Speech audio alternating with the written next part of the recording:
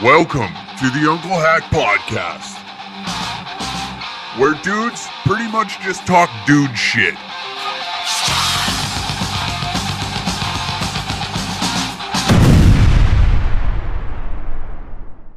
Welcome to another episode of the Uncle Hack Podcast. Upcoming dates, August 27th in Edmonton, September 3rd. We are in Calgary, Alberta. September 8th in Olds, Alberta. September 15th, Salmon Arm. We're pending on the Castlegar date, so I apologize for putting that out there a little too early. September 24th, Vancouver, British Columbia. October 1st, Minneapolis, Minnesota. December 3rd, Plano, Texas. We, my friends, are on a quest to conquer some lands, you know? And you know what's eating me alive lately? You know, maybe this might be a little dark and not so much funny, is watching Canadians just go through it right now. A lot of folks are taking to social media and airing their grievances on how expensive it is to live in here. And, you know, it is difficult for being a person that is also considered middle class, I guess, if the middle class does even exist. But you know what I mean. There's a wealth class system. There's the upper, lower, middle. You get it. We don't have to explain basic economics to you on income and where you sit in the totem pole. And I find it difficult, you know. I find it difficult to watch people air their thoughts, their feelings on their current financial situation, you know. It is getting harder to live. And if you think that this is just by accident, it's not. It's by design. I believe that. And you can call me a conspiracy theorist. You can call me a nut job, a jackpot, whatever you'd like. I don't care at this point in the game. You know, it's been like this for a while. And this conservative versus liberal battle that we like to think is the fight that we need to put our feet into, it's not. And I can't stress it enough. And I believe like it must have been like maybe like 2016, because that's when I was I was in the mix, you know. You work in the oil patch, so you hear conservative talking points a lot. It influences your decision making, especially on working in an industry that, you know, you're reliant on conservative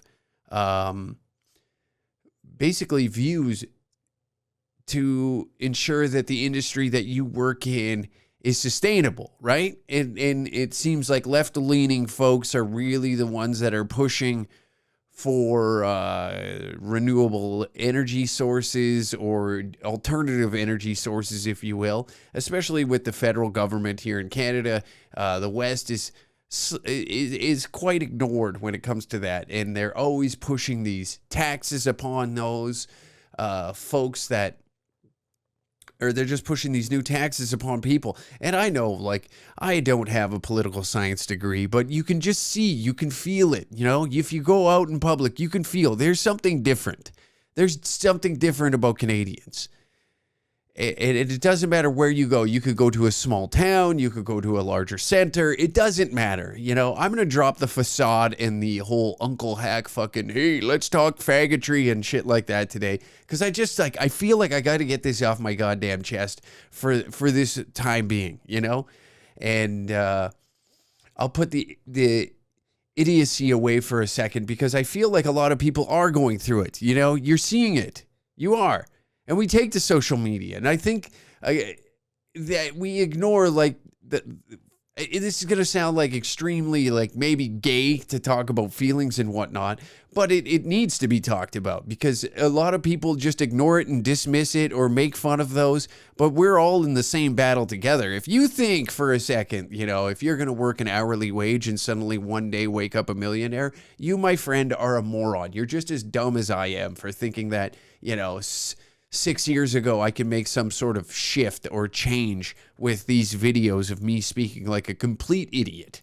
And I find that when somebody does take to social media just to ask these questions, like, is anybody else feeling this shit? We all want to point and laugh and be like, ha, well, you did it to yourselves. No, we all did it collectively together by viewing your neighbor as the enemy because they put some fucking sign of an opposing political figure that you don't necessarily agree with on their front lawn during election season. It's sports teams for those that aren't into sports is essentially what the politics is now. The more I view it, when you zoom out a little bit and you disregard the infighting between opposing viewpoints, you can see that people are making a vast amount of money off of this, and you aren't the one. Unfortunately, you're not the one. It's the bankers and the politicians and the corporations that are benefiting off the fact that we cannot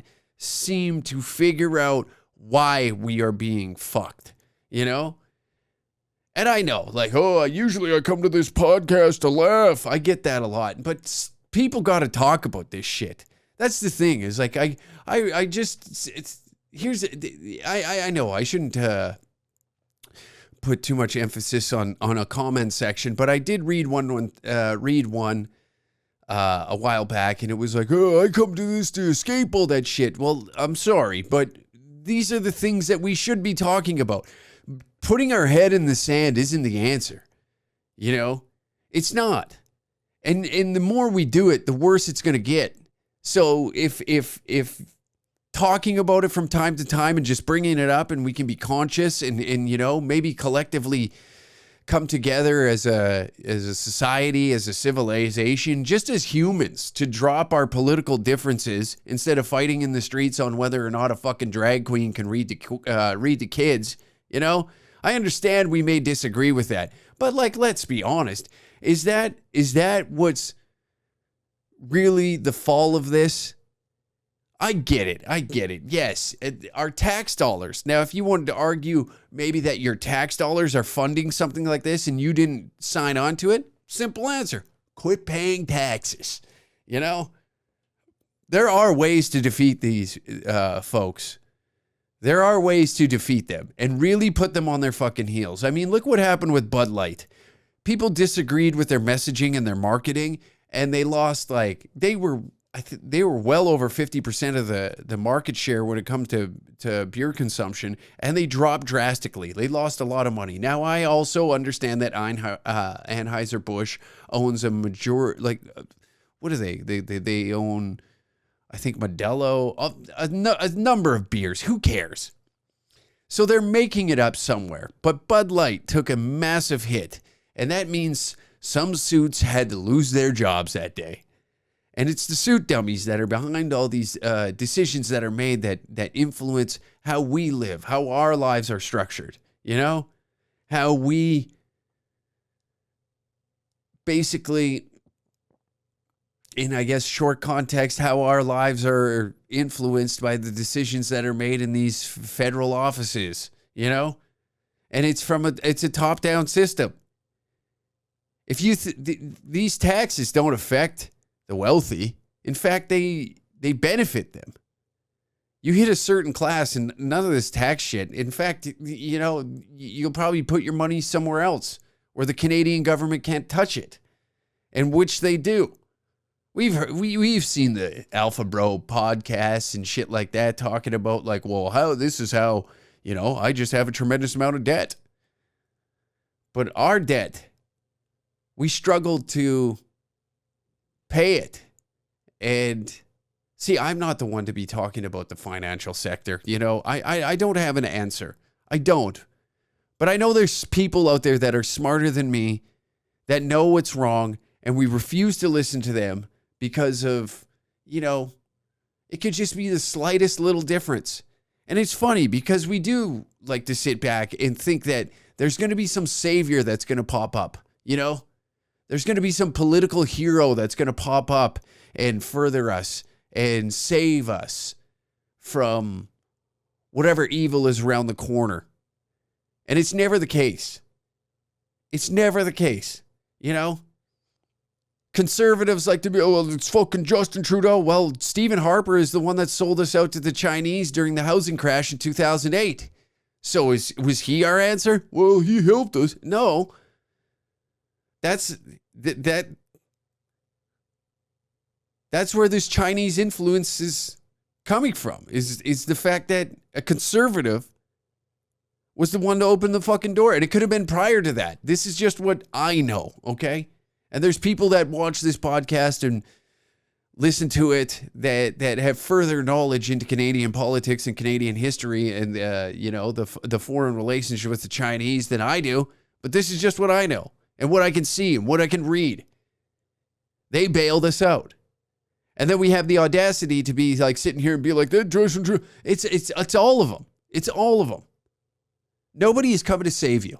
Nobody is showing up at your front door and handing you a check. You know, like we're watching billions of dollars being sent overseas. Meanwhile, fentanyl addicts are robbing you blind while you try and take the LRT system to your job in a city. You know, small towns. The oil crash hit, and I watched. This is just what I seen. I watched my town. Shops are empty. Guys are like, "What the fuck am I gonna do?" They put a 30-year career into the oil patch. And then all of a sudden the price drops and they're looking around like, I don't know what to do. I don't know what to do. I don't know where to go. I don't know where to work. But the nice thing about a small community is like everybody is willing to help one another out. Hey, I got a job where you can drive some truck. We'll pay you well.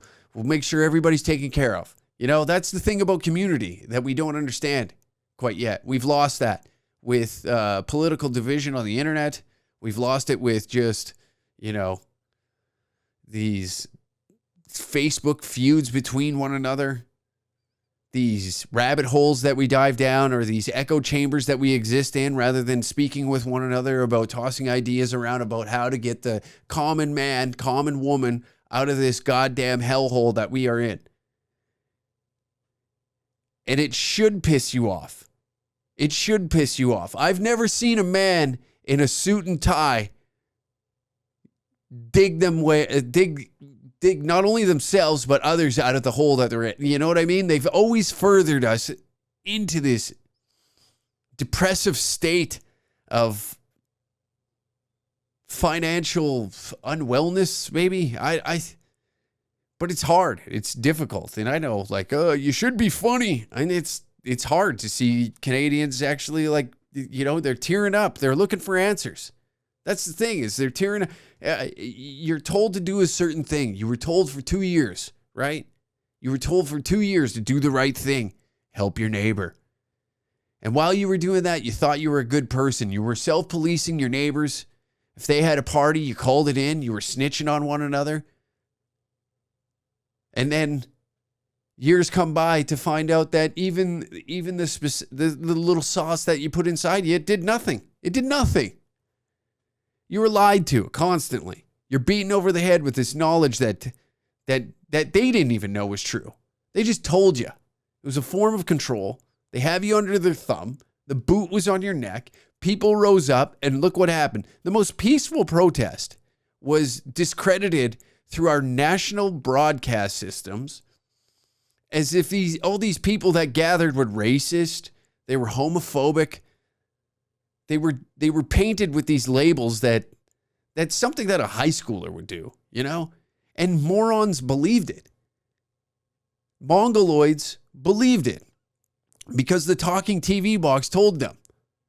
Because they have to play this, Nobody's supposed to stand up against it. We're supposed to blindly believe them. And that's the funny thing about Canadians. It's like, there's the old saying, how do you get a bunch of Canadians out of the pool?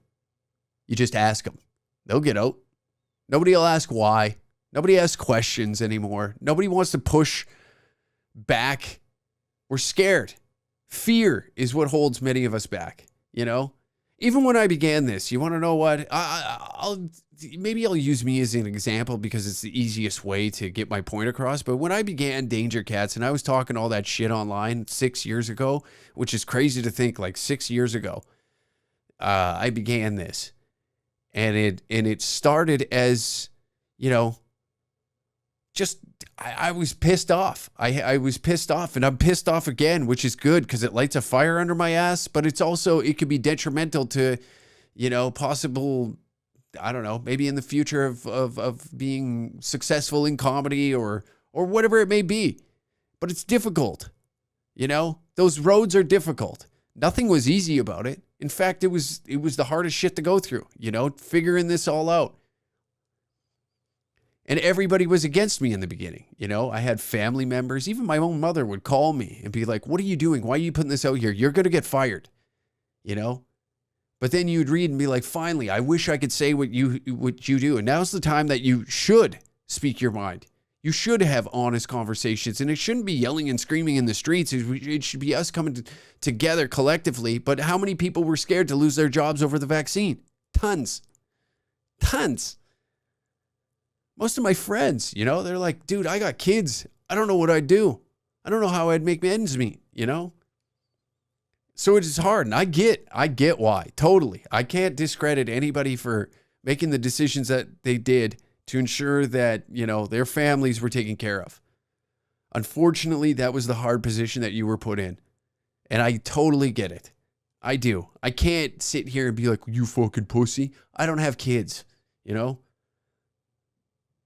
I don't have that. I don't have those things to think about, or, folks that or young people that are relying on me to make sure that they're going to be okay, And it's hard, man. It is hard. But speaking up and speaking your mind is exactly what we need to do. And the more you're scared of doing so, how many people are like, oh, well, I'll lose my job if I say that. And I get it. I totally get it. But now, now isn't the time to, what are they going to do? Is everybody going to get fired? That's the thing, is I don't understand. It's like, once we all understand, like, how many of us, right, is versus them, what are you going to do? Fire everybody? You going to fire everybody?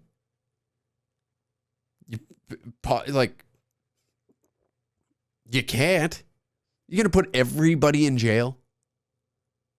What are you going to do? Put the military in the streets? How many people are... The military is just common folk like you and I. And they don't necessarily agree with the federal government. They just have a contract. They can't speak their mind. They can't say what they really want to say. And look how many upset veterans there are out there. As soon as they leave, they feel the effects of like the Veterans Affairs programs of like not assisting them whatsoever. You had the Prime Minister look a veteran in the eye, Brock Blazchuk, who lost his leg, and said, we simply do not have enough to give. And meanwhile, you're watching billions of dollars being sent over to the Ukraine. Billions of your tax dollars are being sent over there. For what? Under the guise of what? What is it? Money laundering? What's happening? What are we funding? We're struggling as people, but this is why it irritates me when I see these idiots rolling around town with these Ukrainian flags on their bumpers. It's like, are you kidding me right now? Are you kidding me? You want to see what war looks like? Go drive downtown in any city. Honestly. Last night I'm downtown and we're at an open mic. There's fentanyl addicts just walking the streets. It looks like the set of The Walking Dead, if I'm being honest. If Hollywood's on strike right now, but they could shoot a new season at any location of any city in their downtown core. No problem. No problem whatsoever. They talk the same. They act the same. It's depressing. Everywhere you go, there's people struggling. And nobody wants to tell you. We put our head down. And I looked at it like another comic. It's like, it's hard to even make fun of that right now, because it's everywhere. Small towns are getting hit with it. People are just like out on their luck. They're down on themselves. There's like this looming feeling of like fear and uncertainty of a future, everywhere you go. Like it's like a depressive state that is like a cloud, even on the sunniest of days. And it's really weird to be around. It's really, really weird. And I don't understand it, you know? Maybe I'm not emotionally like aware or like of other folks or, but I don't know what it is. I don't know how to describe it, but you can feel it. Go walk around, talk with people, see what they're saying. You know, the more we have an understanding of like the common folk, the easier it is to resist what's coming this way. Because it's just more taxes. That's all it is. There's more taxes coming down the pipeline. Nobody's stopping that. We just go, oh shit, I don't know. Well, what do I got to do? Get a second job? No. There are ways to collapse the whole system, and it would just take all of us to like be like, okay, on this day, all of us are taking every single cent out of our fucking bank account, and you would watch financial systems crumble in front of your eyes. Say you want every fucking cent in your bank account, and you would watch these banks collapse. You imagine that? And then on that day, all you're going to do is go to farmers markets and exchange money for the products that they have, the fucking vegetables that they have, something where you can pay cash, where it's untraceable. You know, we're just going back. We'll take it back into our own hands. Don't buy no gas. Don't use no cards that day. And you would watch these fucking idiots scramble. That's all it would take. Literally. And sure, yeah. And here's another thing that we don't understand is it's just like the middle class is like, we are the working class, you know? Think of how many contractors there are, carpenters, electricians, all this. So they shut off the power. You know what? I'm sure there's a few guys that work for the city that can just go on and turn it on. You can just turn it on, you know? And what? If you remove the money off of it, what happens? All it takes is for everybody just to look at one another and be like, nah, fuck those guys. We'll figure it out. I get it. But I get it. It's a lot easier said than done. It is. It's much easier said than done. Because that would take the whole country to fucking agree on one thing and be like, hey, we're going to fuck shit up. We're going to make these people feel what we feel. And they are going to scramble. And if the lights go out, even better. Even better. I'm sure there's people that have lived in poverty with no power for quite a while. Nothing.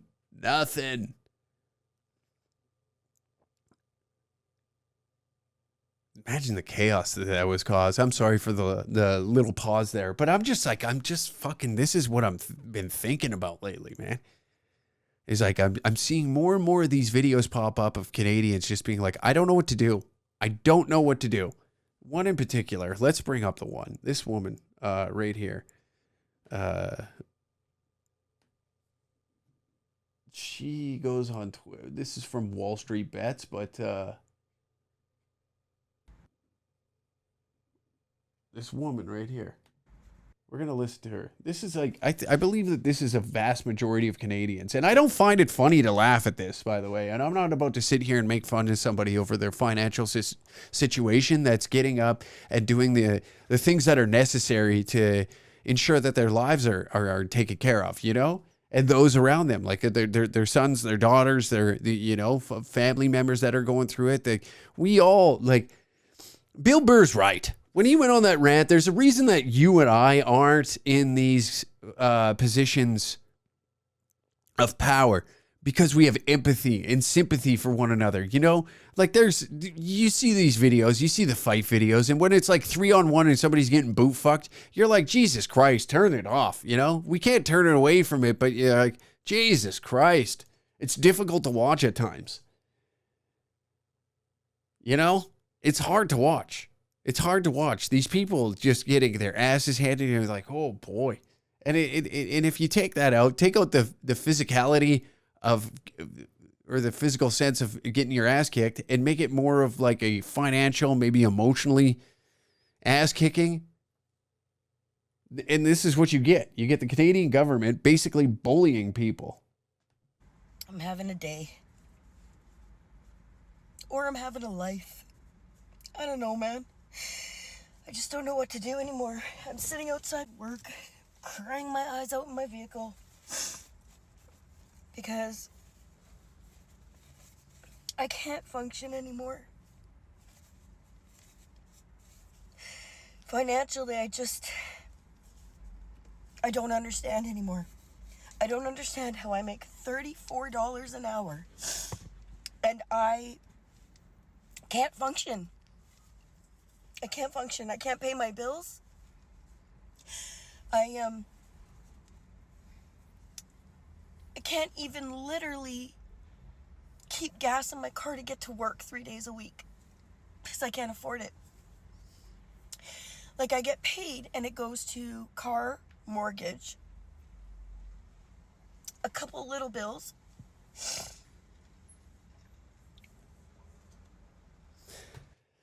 You know what? While she's talking about this, you motherfuckers that are out there defending politicians, you losers that are politicians shouldn't be harassed in public. Yes, they should. All of them. All of them. All of them. You know? For 2 years, we listened to them, right? A vast majority of the public listened to these cocksuckers. All of them. And then when one of them gets harassed, like when Christia Freeland was in Grand Prairie and everybody was back at her being like, oh, you shouldn't be, you're bullying. No, that bitch, along with everybody else that sits in that House of Commons or any legislative building across this fucking country, deserves everything that's coming to them. They do. And to defend them publicly is the dumbest shit I've ever heard. This is an example of their work. Taxes are rising, inflation's rising. Let's print more money so we can launder it to our billionaire friends all across the world. We're going to tank the Canadian financial system so that way some other rich asshole can get a yacht. And yet we have the audacity as humans, to look at one another and be like, well, we should leave them alone. Fuck that. I can't stand a single one of them. This might be a controversial take, and I don't necessarily agree with all the talking points. And I you know what? There's a good chunk. What am I saying?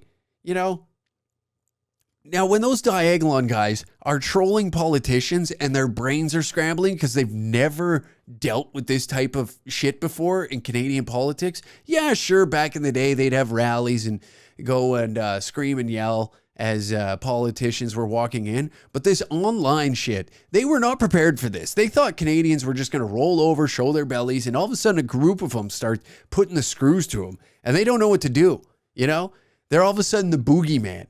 And they terrify these guys, They bully them online the same way that these politicians bullying you financially, mentally, physically, and leave Canadians in a parking lot crying about their financial situation and how they're going to get the fuck out of it. So I don't feel bad when I see one of those cocksuckers just getting scorched online. I don't feel bad at all. And I don't even care what side politically it comes from. I think it's great. I think it's hilarious, if I'm being honest. And this is the vast majority of Canadians right now. This is who my heart goes out to. It's difficult to watch. I don't know how anybody can physically sit here and point and laugh at this poor woman who's sitting there pouring her heart out, Canadians, really known for being caring, nice, and now look at us. We're confused. We don't know what's coming. We don't know what our future looks like. It's just a mass.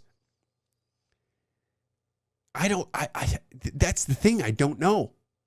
I'm with them in a way. I don't know. You can't predict the future, but you can do your damnedest to stand up against this shit. And it's talking about it.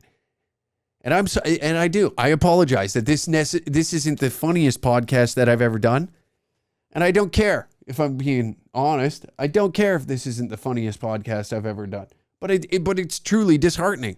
It is. Because it is fun to make fun of the lunatics. It is. It's hilarious when they come out and they somehow think that math is racist. You're like, what the fuck is this? Shut up. Move along. Get out of my way. We actually have real problems that we have to take care of. There's actually real issues right now, you fucking lunatic. 30 years ago, a white van would show up, throw you in it, and you'd be in a psych ward being pilled out. But now we're just like, oh, well, they make a good point. You know? Oh, what's that? You got a new set of pronouns that we got to abide by? Let's hear it out. You know, fuck that. We don't want to hear it. Nobody wants to hear it. You're being pushed aside, this cancel culture shit where, oh, he said faggot. Is that what the real problem is here? You know? You used to be able to, when your grandfather was coming up in the game, right? You used to be able to work a minimum wage job. You didn't even need a high school education, and you could make ends meet. You could afford a house, a car, possibly 2 cars. You could take your family on vacation. There was enough food. Everybody ate well. Now the food's poisoned. The financial system's corrupt. You can't work. You can't even go to you can't even get post-secondary education and have a well-paying job that pays enough to pay back your student loans and on top live. And yet we somehow think that this is the greatest era ever. And we can point at the boomers and be like, you did this. We all let it happen. We all let it slip through our fingers. And now we're paying the cost for those decisions made in the past and us being blindly ignorant to it. And yet we don't want to hold anybody accountable who actually makes the decisions. That's the fucking problem. You know, nobody's standing up. A small minority are. A small minority are the ones that are standing up against, and what do? They're criticized, they're talked down to, they're labeled with ist and ick. Horse shit labels, you know? And the public jumps onto it because the screens tell you how to think. The screens want you to think a certain way. The screens want you against that. The screens think that it's wrong that politicians, the ones that are imposing this evil upon you, they're actually the good guys. They care about you. And this is what we're left with, you know? This is what you're left with. Following the rules, doing what you're supposed to, getting up, putting your best foot forward, tying up your work boots, whatever your job is, blue collar, white collar, it doesn't matter. It does not matter. You could show up, and I assume that it says like something development on there. I can't quite see community development. So I imagine she works in maybe I don't know. I'm not even going to speculate or guess. Regardless of what she works in, $34 an hour and cannot make ends meet. Cannot make ends meet. Can't afford rent. I'll let this play through. And then maybe $80 in food for the week. And I literally only buy groceries on my daughter's home now. On the weeks that she goes with her dad, which is Monday to Monday. And I heard, okay, when she goes with her dad, and I seen like another person, well, this is why the family unit needs to stick together. You know what? Sometimes people make mistakes and let somebody dump one in them that they shouldn't have. And now you have a child that you guys got to take care of together. And that's fine. You know what? That's fine. Well, this is why the family has to. Sometimes people aren't compatible and they need to go their separate ways. And we've made that very clear that divorce, never good. It's never good. I'm a product of a single mother and I watched her struggle. Same with my father in the time of like the first oil price collapse back in the day there, and trying to make ends meet, doing whatever they can. And the angst between two individuals just caused this mass amount of animosity that they couldn't see clear of like the damage that it was causing. And it was different to grow up in that. So I get it. You know, we're all chasing happiness. We're all chasing these emotions, you know, and there's things put in front of us. Like finances, maybe I don't know, maybe you got different views. It doesn't matter. If two individuals don't stick together, whatever. Don't make that the fucking cause of all this. It's such a dumb cop out, you know. for somebody that has a well-paying job, $34 an hour, that was like my starting wage. I was making $37.50 when I first started as a junior pipeline operator, and I was making a tremendous amount of money for such a young guy, for an entry-level job like that. And it was like, I had so much money I didn't know what to do with. And if I was making that now, I would be like, fuck, dude, I can't make ends meet with payments and bills and food, even just myself. I shit you not. I used to go to the grocery store, and I usually get the same shit every single time. It's like beef, chicken, vegetables, Greek yogurt, and a few other like frozen goods. I don't buy a lot of junk food. I don't buy a lot of like, other horse shit that just sits around, or this processed garbage that's literal poison that you're putting into your body. I don't buy a lot of that. And I used to pay exactly from $70 to $85 depending on the week. Depending on the week. Maybe I caught something on sale, whatever it may be. This same amount of groceries that I buy now costs me $130. $130. And that's weekly. Okay. This is what I eat. I go once a week, every Sunday. I meal prep. I do all the fucking same shit I have back when I was fighting. Same amount of vegetables, all of that shit. I got into that type of routine. I fell off it for a while.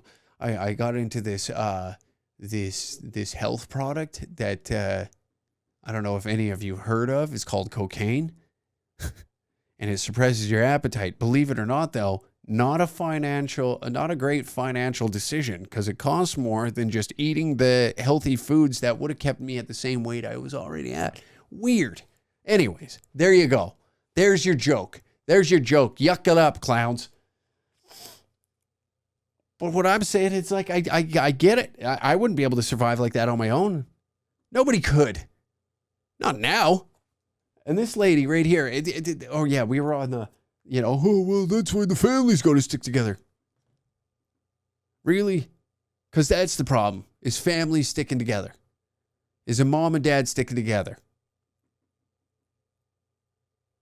That's the issue. Right.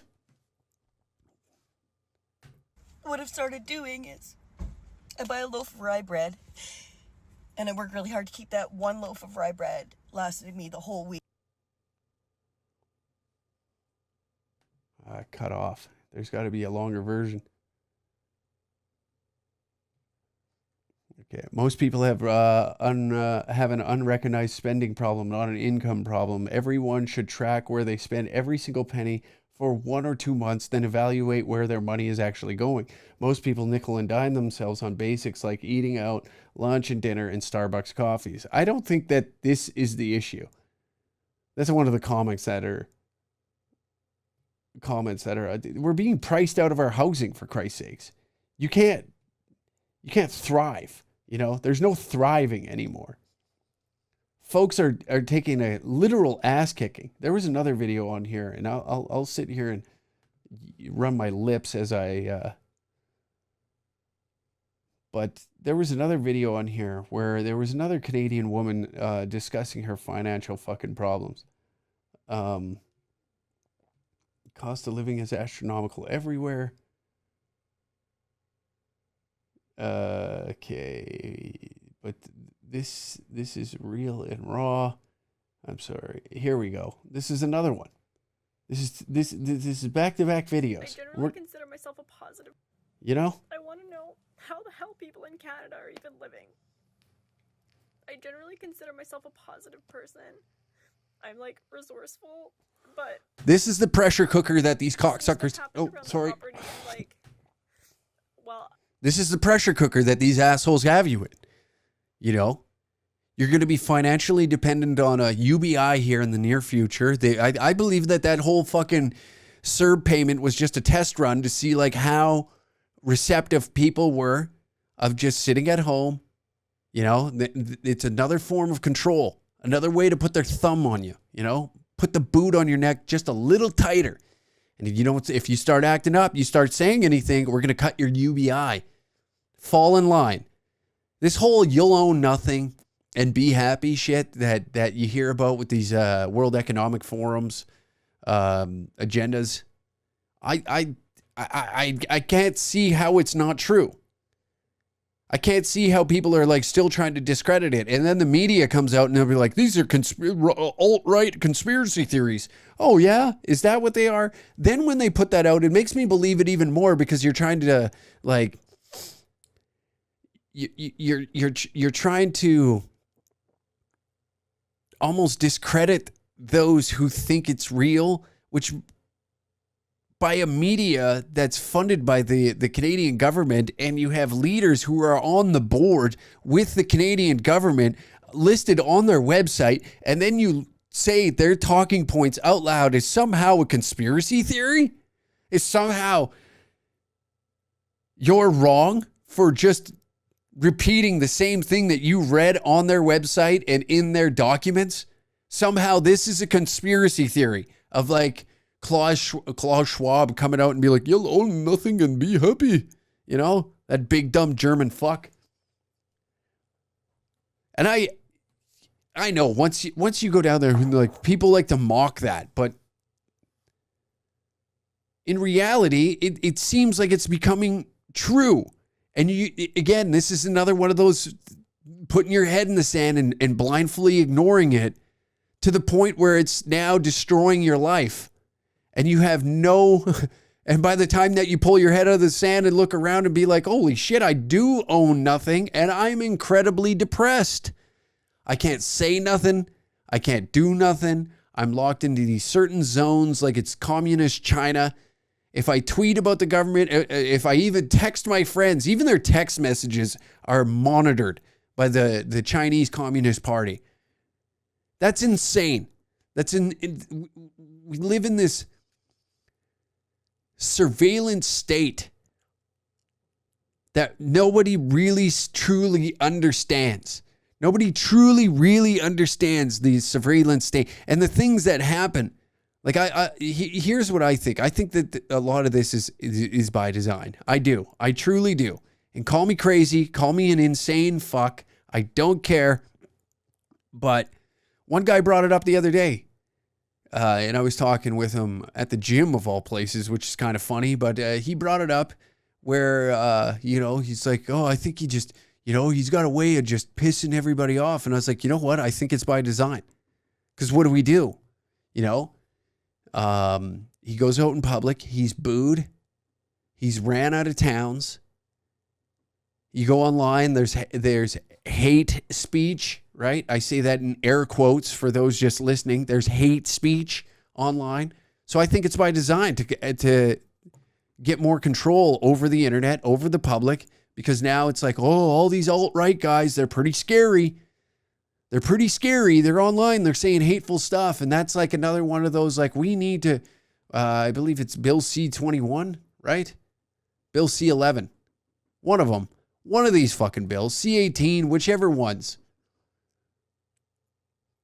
And I it's going to bother me. I believe it's Bill C-11.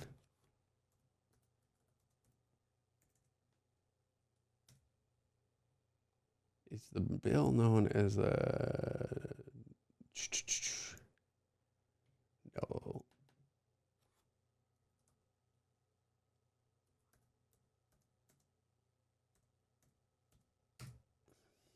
C-18 is the Online News Act. Did Bill? Yes, Bill C-11. There we go. I was kind of close. But that's the thing. Is these bills get passed, there's more internet censorship, I think that this Canadian news being pushed off of social media is exactly what they knew was going to happen, because Canada does not wield the power that they think they do. And now they've pushed out these tech conglomerates out of Canada, like Meta and Google, which now what do? When you have a Chinese influence in your back pocket, oh, you create your own. Next thing you know, we're going to be using WeChat to pay for everything. You're going to be on a UBI. And I know this is some doom and gloom bullshit that I'm shoveling down your throat, but none of this is by accident. There's people that sit in rooms and calculate every fucking move to every outcome, how it could play out, how do we scoop more power into our pile, you know? Facebook, Meta, Google, powerful companies. We seen when Elon took over Twitter, we seen all the conversation that took behind closed doors on how elections were meddled with, news was suppressed to get the outcome of an election that they get the outcome of the election that they wanted. It was proven. So don't you think that the Canadian government would want to push out these tech conglomerates and then bring in their own to further their reign of power?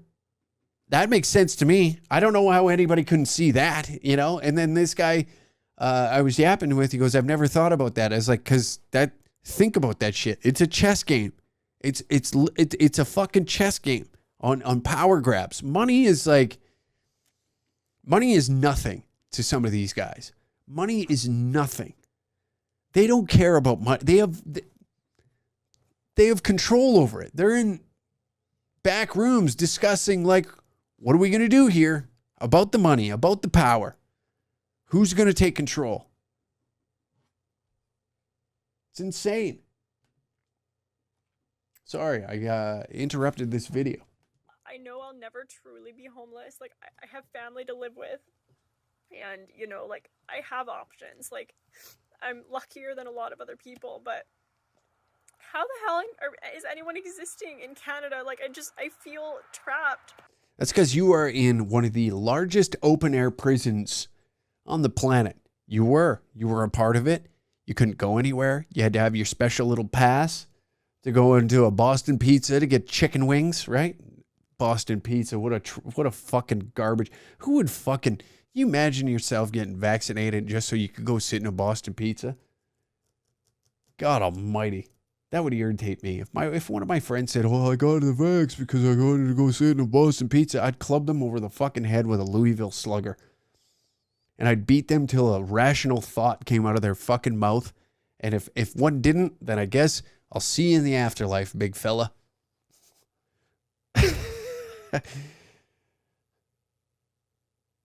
God almighty. You know, I'm sorry to be such a depressing fuck today. I'm sorry to really damper the mood. But this is just like something that's been on my brain. I've been watching like numerous videos of this, of people just destroyed, you know? She even said, generally I'm a positive person. And this is about as positive as you're going to get in Canada these days, you know? I'm sorry. I you know what else I forgot to do was hate mail, and we will get back to the hate mail next week. Speaking of hate mail, you know, I'd imagine I've gave you enough today to write in some hate mail. Maybe you hated the episode. Maybe you hate me. I don't know. Maybe you hate me for discussing these things, and you come to this podcast because you want to escape the reality of the world that you exist in. And that's not the case today. Instead, I decided to bring that reality to this podcast where usually I'm just saying faggot for an hour. You know, usually I'm just sitting here making fun of, I don't know, some video I seen on the internet. But that's not the case today. I'm slowly getting that fire back that I had when I was youthful because I'm pissed off again. You know, I'm waking up and I'm like, I'm like pissed of like the things I hear, the things I see, the public opinion, and how we are just blindly agree with horse shit all the time. And it annoys me. And I don't think I'm smarter than I was when I was young. Actually, I'm slightly, you know, I can articulate thoughts a little better. I still struggle with, forming my thoughts into coherent sentences that others can understand. I often forget that, you know, you have to explain exactly what's inside your head. And that's where people look at me like, this guy is a fucking idiot. But meanwhile, inside here, it all makes sense. I just don't know how to formulate the words to exactly describe how I'm thinking, which is difficult at times, especially on a podcast where I'm watching a video and I'm trying to, you know, give my exact thought, exact opinion in that moment, in that time, real time, you know. But this is about as positive as you're going to get as a Canadian if you're not inside the financial sector or in a big tower surrounded by other fucking losers that giggle and laugh at watching people struggle to survive, you know? Because these are the folks that I hang around. These are my friends. The exact person that this woman is inside my circle of like these are the people that come to shows. These are the folks that support me in what I do. They give a fuck about what I have to say. The middle class, the working class. And I proudly, you know what? And I proudly hold this dear to my heart that the working class comes to our shows, because nothing would piss me more. Actually, you know what? It's because of the things I say and what I talk about. It's attracted a certain demographic of people, and I appreciate that. You know how fucking awesome it is to look out into the crowd and we have all sorts of people from different walks of life, different races, different religions, but because they're a part of the working class, come to our comedy shows and they enjoy what we say and what we joke about and how we joke about it. We push the lines of comedy in this fucking hellhole. This country that puts barriers in front of people that are just trying to make it. Oh, you can't say that. Can't do that. We can't have you on our broadcast system because you made a joke that we found a little offensive. In fact, we're going to ban you. Exactly what happened to Brett. You know, that's how much of a joke this place is. It's a laughable country at this point, you know? And folks are just getting beaten over the head, kicked in the guts while they're down. Literally. You seen it? You seen the clips of all those pigs out in Ottawa? Disgusting. People who just wanted to live their fucking life getting boot fucked until they're pregnant because they have an opposing viewpoint of the federal government. And these jackboot thugs had no problem. They were excited. Didn't you hear those videos? They were excited. They were frothing at the mouth. I can't wait to go out there. And we've heard it. There's leaked fucking video calls of these assholes. I can't wait to boot fuck some of these. I've been dying for this moment. Disgusting. Losers. And you wonder why people have a massive dislike for the police. There's only two people you should lie to. Politicians and policemen. Don't tell them shit. Those are the only two people you should lie to. Did you see what happened? Nope. I just so happened to be looking in the sky when some horse shit was happening. That means you should probably do your job. Or what you too busy? Here's another thing that I just find hilarious is the Edmonton Police Service came out. They made a statement, okay? I put it in a little video to like make fun of how like we're in Gotham fucking City right now. Crime is rampant, right? The LRT system is in shambles. People are smoking crack in the doorways. They're just riding the train, stabbing people, beating them up, robbing them. Half the time, they're just stabbing folks. In the goddamn shadow realm of a fentanyl overdose. But meanwhile, the Edmonton Police Service makes a statement, and this is what they say. They came out and they said this. They were like, we highly suggest you stay clear of the LRT system. It is very unsafe right now. And then the police chief, what did he say? He's like, well, it's going to be 3-4 years until we get some funding. And then I'm driving around the Henday. For those that don't know what the Henday is, it is a ring road around the city where you can, it's just like a highway around the city to make it more accessible to get to different parts in a timely manner. Very nice ring road. But what do? They got speed traps set up. Oh, that's what we got to do. Ah, right. For us to, protect and serve, we need to basically rob those that are doing 5 over, 10 over. We got to meet our quota. We got to make our cash too. I got to make sure that my wage is going to be compensated.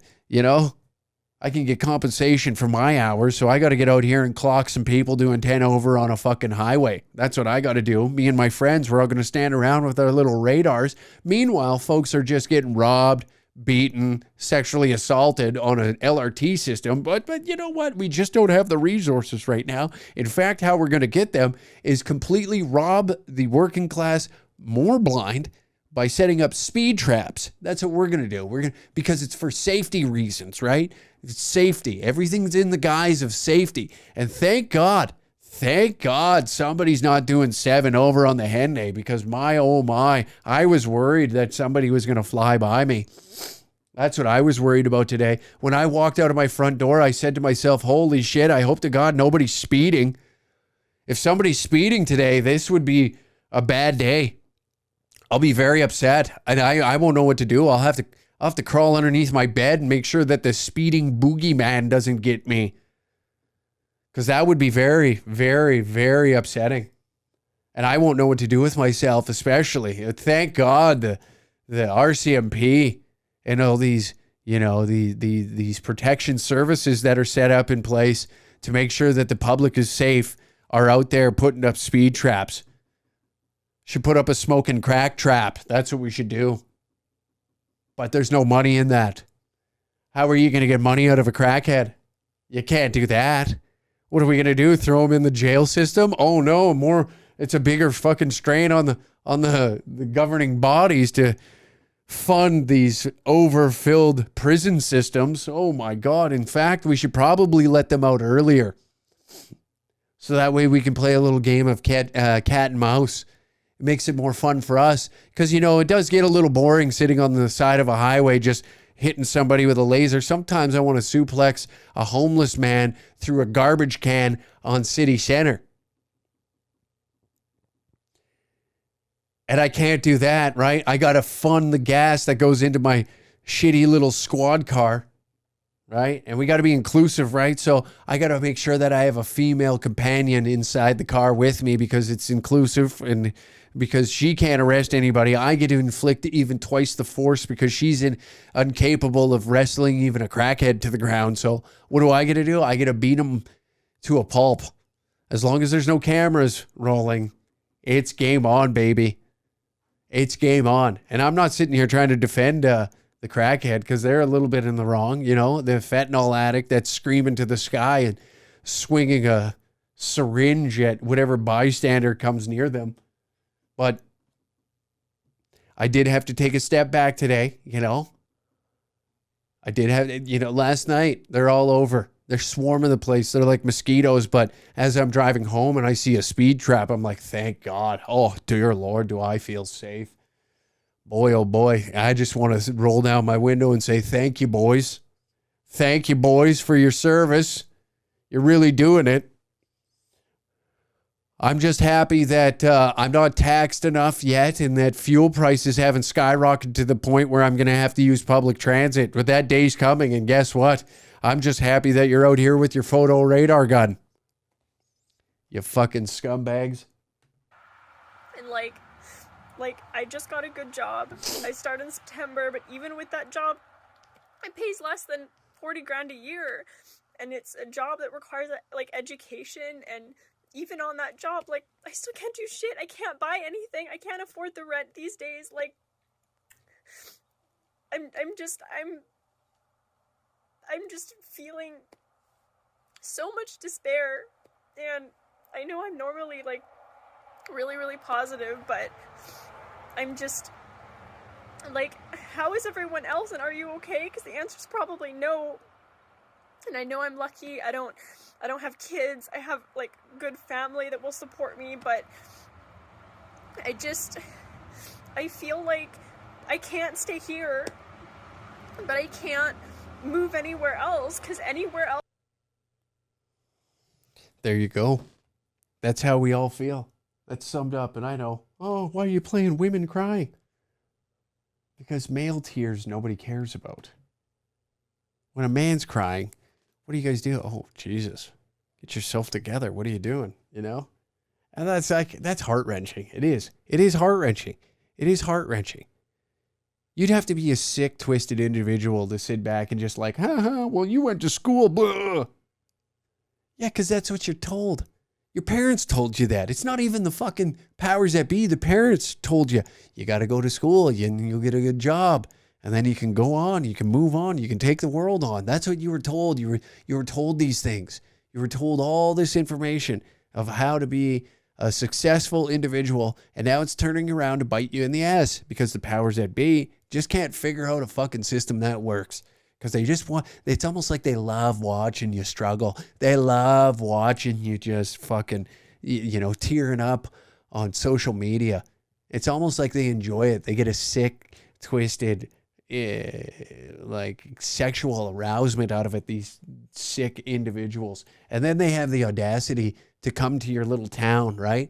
And throw a rally like they're going to do something and save you from all this evil and these taxes, right? What do they all love to say? Oh, we're going to cut taxes. Oh, they cut taxes and then they put in a new one. Oh, we gave you the grocery rebate, but only if you're poor, you get the grocery, and it's $150.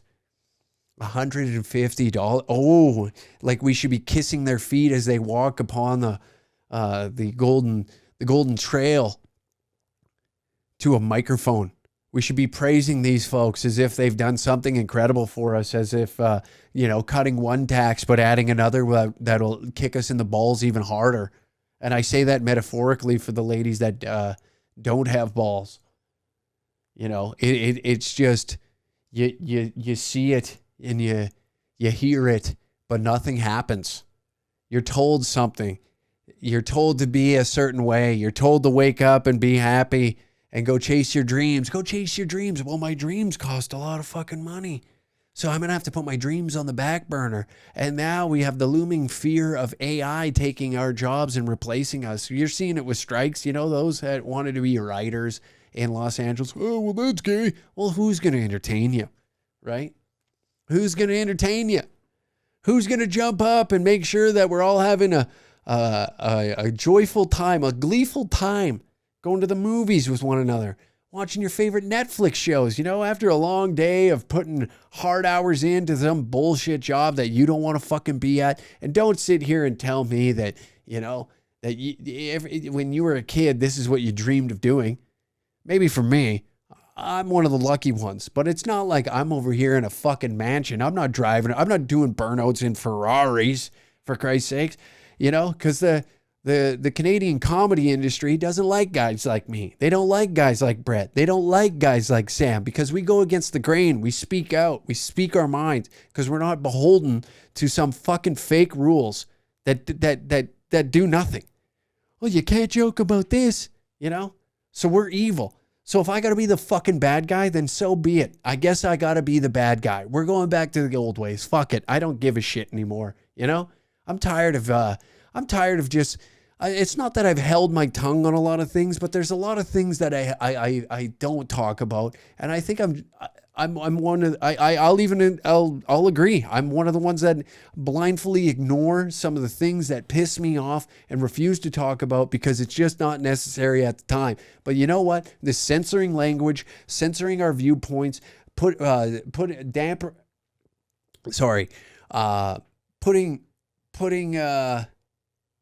more taxes on the back of the working class, all this shit.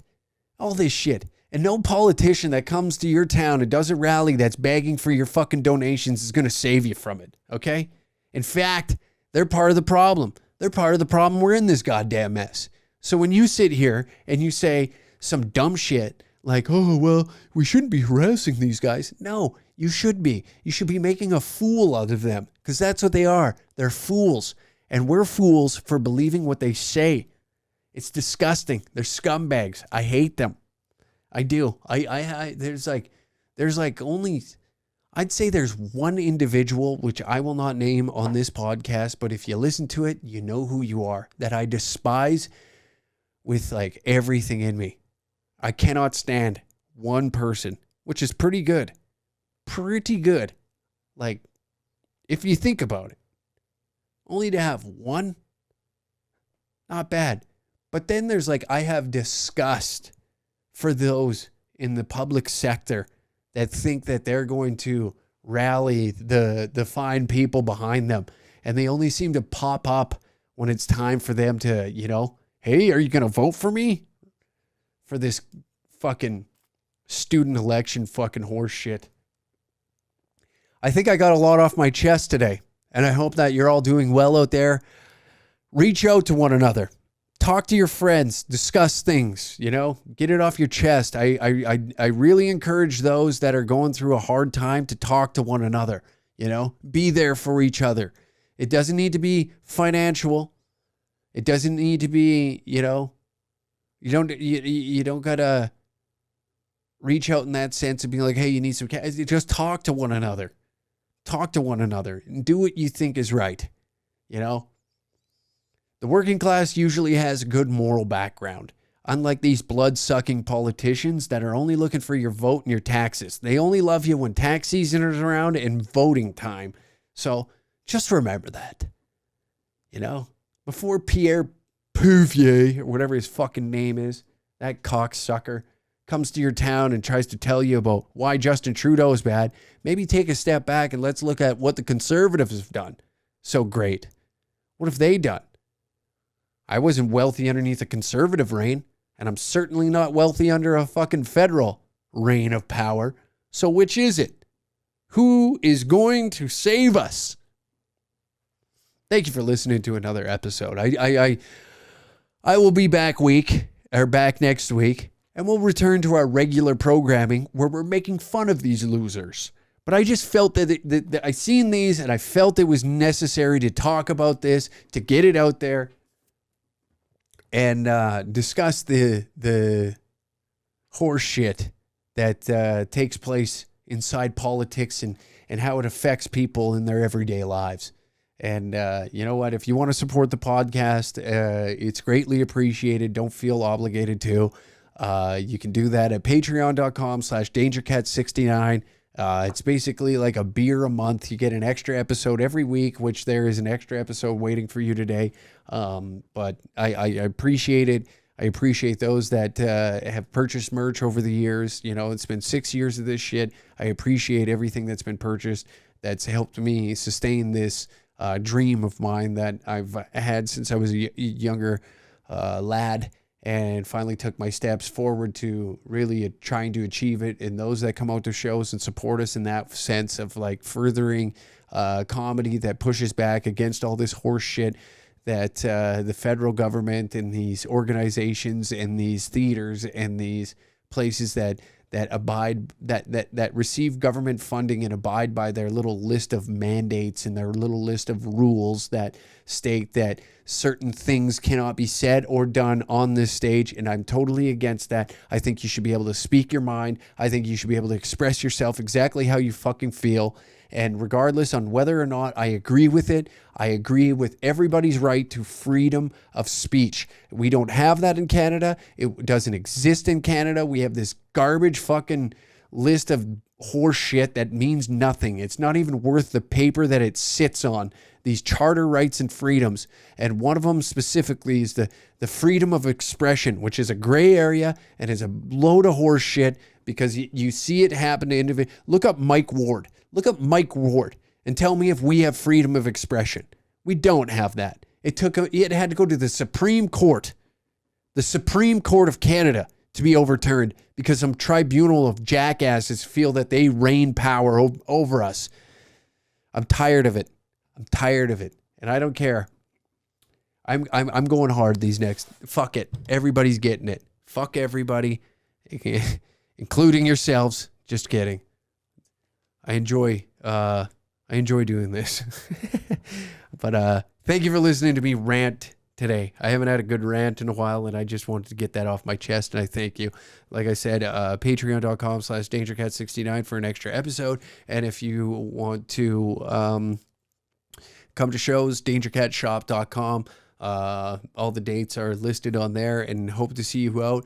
We thank you for your support constantly, and I promise I'm going to light the motherfucking states on fire. I'm going in there with a vengeance. I'm going to prove something. I don't know what it is yet, but I have something to prove, And it's that you can do this on... Actually, I know what it is. You can do this on your own. You don't need the assistance of the federal government, the assistance of the provincial government. You just have to have a dream, an idea, and an execution, and you can do whatever the fuck you want. Fuck them all. Who gives a shit? Enjoy your life. Don't let these cocksuckers keep you down. Because us as Canadians and even Americans, no matter where you are, when the people are united, the working class is united and they're fed up, these fuckers get scared. Mark my words.